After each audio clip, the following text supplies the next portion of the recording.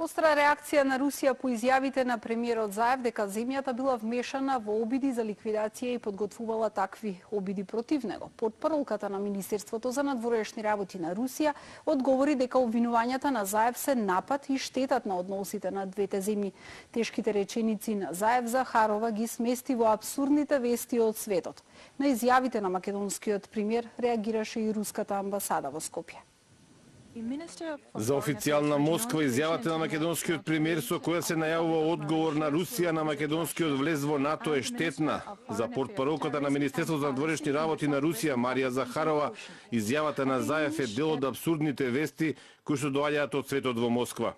Сугестијата на македонскиот премиер дека Русија му подготвува атентат е неоснована инсинуација која што им штети на билатералните односи.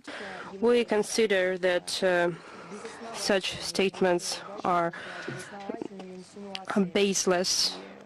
Сметаме дека ваквите изјави се неосновани и ние овие американски фрази ги сметаме за обид за публицитет и како обид за напад на односите меѓу Македонија и Русија. Ваквите хорор приказни се обид за покривање на инволвираноста на балканската земја во НАТО затоа што тие не се во алијансата се уште. Токму поради тоа во Македонија беше испровоцирана политичката криза. Русија никогаш не се мешаше во внатрешните работи на Република Македонија.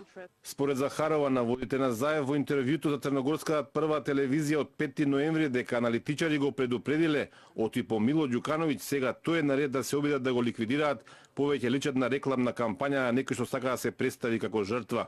Гласноговорничката на руското МНР реакцијата на Македонија ја објави на Твитер, каде порача: изјавите како таа на македонскиот премиер Зоран Заев се штетни за руско-македонските односи и се во спротивност со декларираната подготвеност на Скопје да промовира конструктивни врски со нашата земја.